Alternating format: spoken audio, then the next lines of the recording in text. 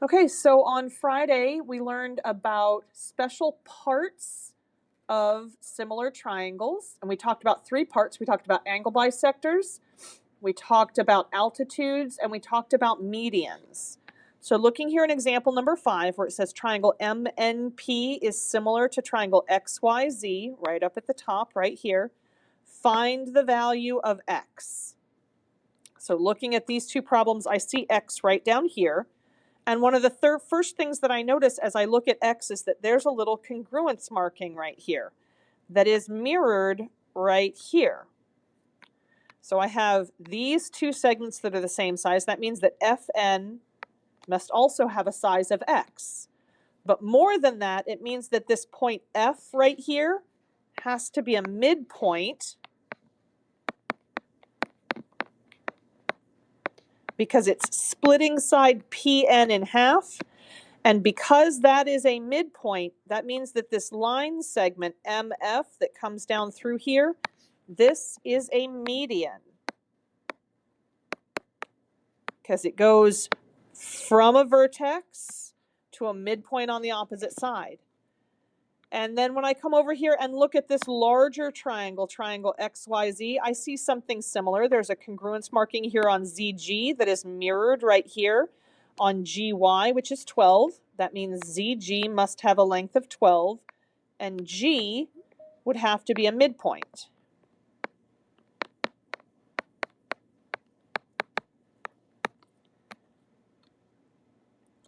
If G is a midpoint, then what would we call segment XG? Type it into the chat or unmute your mic. Because G is a midpoint, yes, we would call that a median.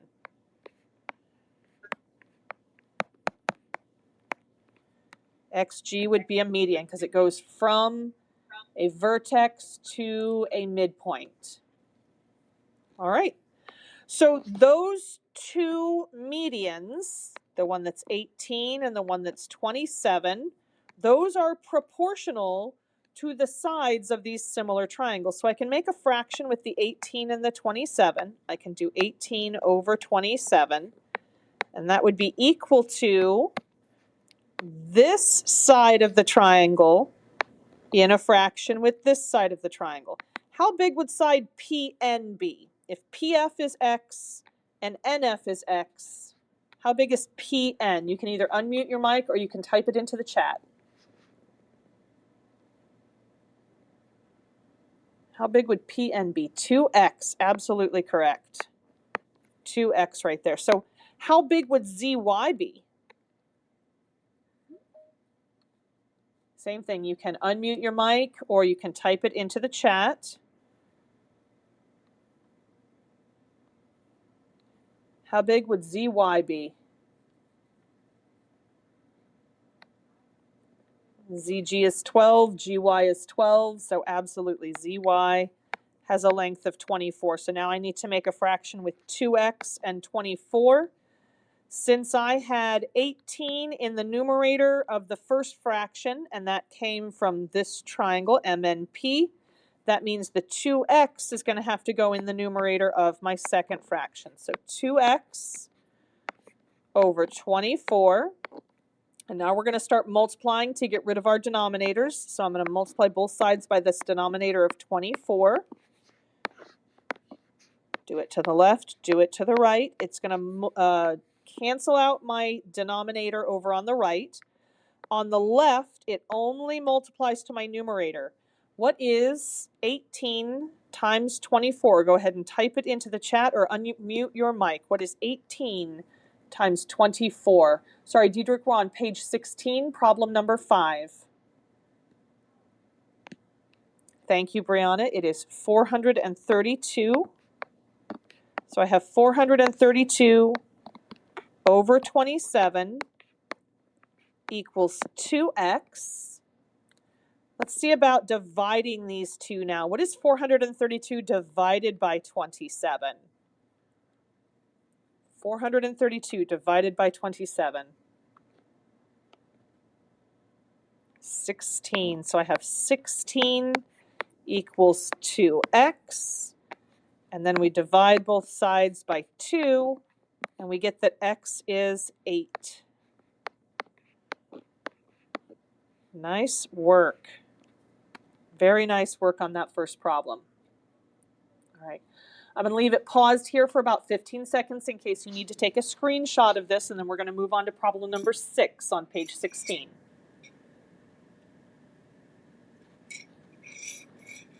All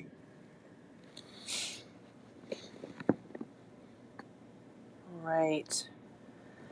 Let's scoot on and look at number 6 next. Number 6, we only have one triangle. And I notice right here by F, there's these 2 arc markings that tell me that those 2 smaller angles are congruent, which means this line segment FJ, since it's splitting that bigger angle into 2 congruent halves, this is an angle bisector.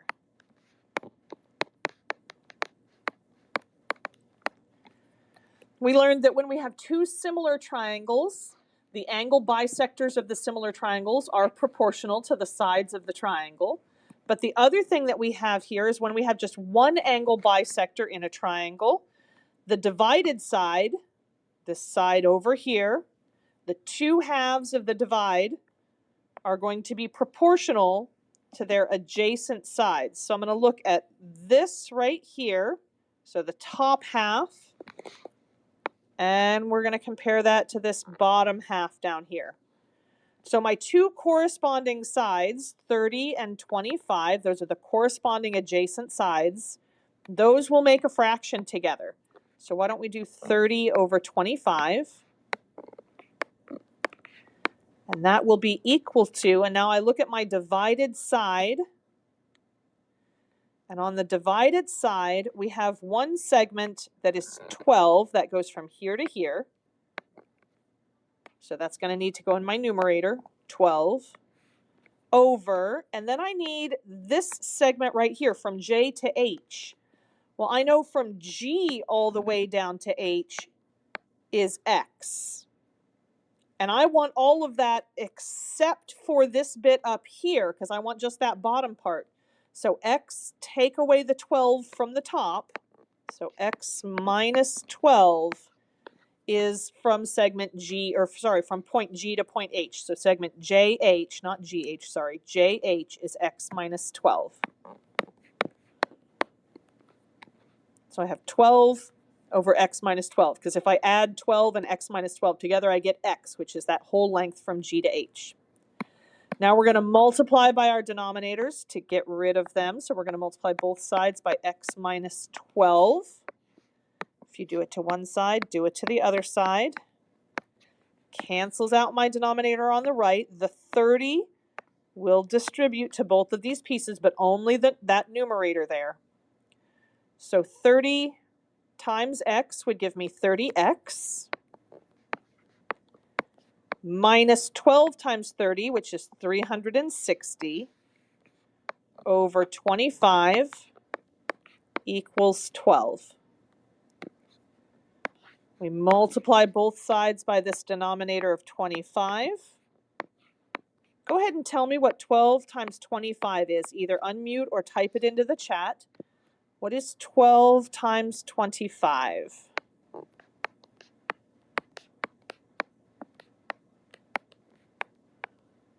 $300, thank you. Wonderful. So then we need to add 360 to both sides. Cancels out over here on the left. So I get 30x is equal to 660. And then we divide both sides by 30. What is 660 divided by 30?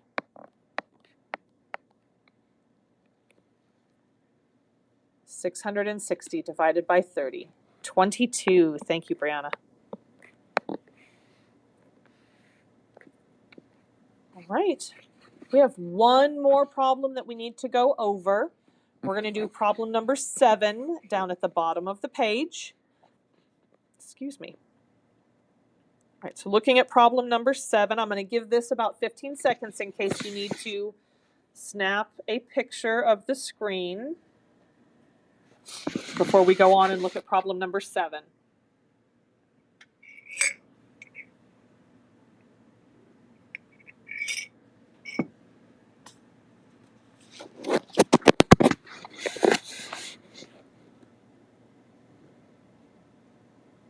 All right. Last problem that we're looking at for today. I see just one triangle, and when I look up here at the tip of it, I see these 2 arc markings here, which tell me those 2 smaller angles are the same size. So what would we call this segment that is running through this triangle right here? What would that be called?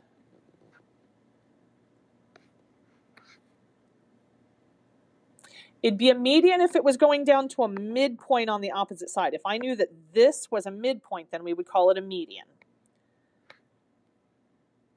It's not a median though. It is dividing my angle into 2 equal parts. What do we know that divides angles into 2 equal parts?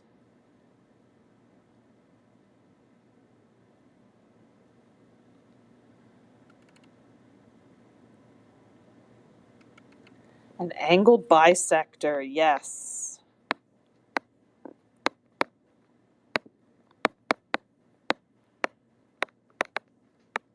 All right, so that line right there is an angle bisector, which means I'm going to approach this problem almost exactly the same way I approached problem number 6. We're going to look at the left part of the triangle as one piece, and we're going to compare that to the right part of the triangle as this piece over here. So the adjacent sides, which would be the 16 and the 14, I know those are my adjacent sides because this is my divided side or my split side. And that split side, that divided side, is proportional to the sides that are adjacent to those 2 split pieces. And that would be the 16 and the 14. So I'm going to go ahead and set up a fraction, 16 over 14, or I could do 14 over 16, it does not matter. And now I need to look at these 2 divided parts because I need this piece right here over this piece over here. I know this part, that's x. So I'm going to have x over. And then to go from here to here, well, this whole big thing is 2x minus 1. And I want all of that except this piece right here, so I need to take an x away from that. What would 2x minus 1 minus x be? 2x minus 1 minus x.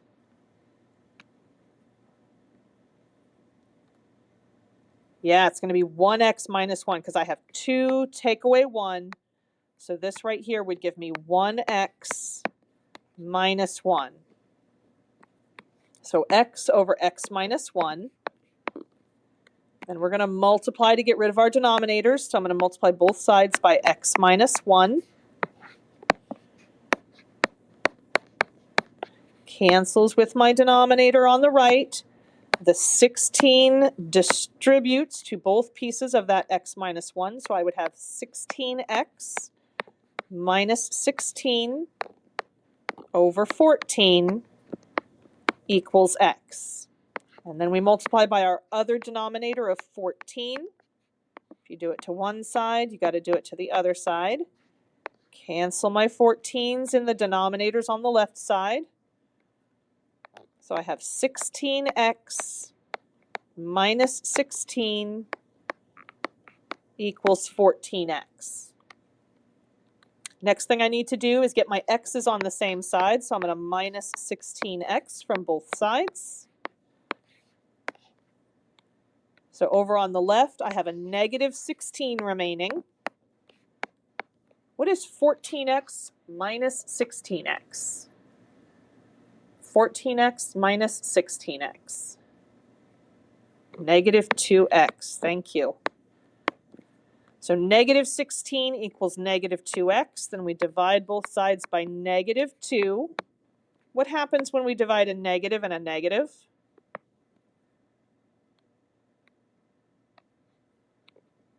Makes a positive. So we're going to get a positive what as our answer here? Positive 8, yes. 8 is equal to x. Beautiful, beautiful work. Those are all the problems that we had intended to go over today. The homework number 5 is due tomorrow. We're also going to have a skills check tomorrow.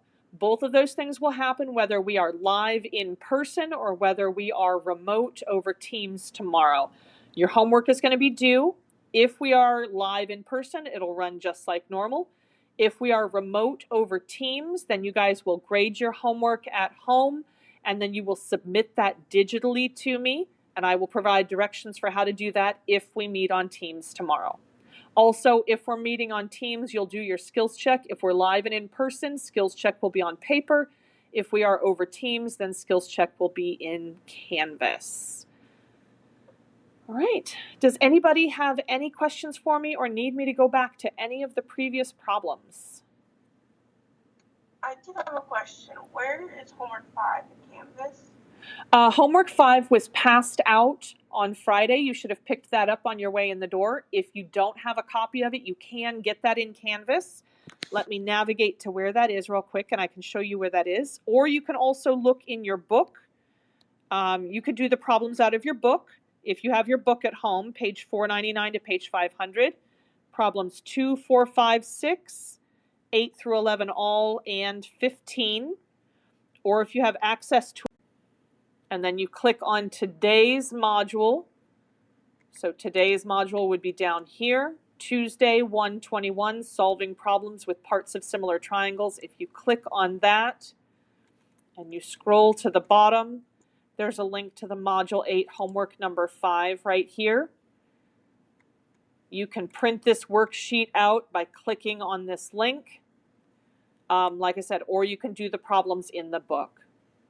Does anybody have any other questions?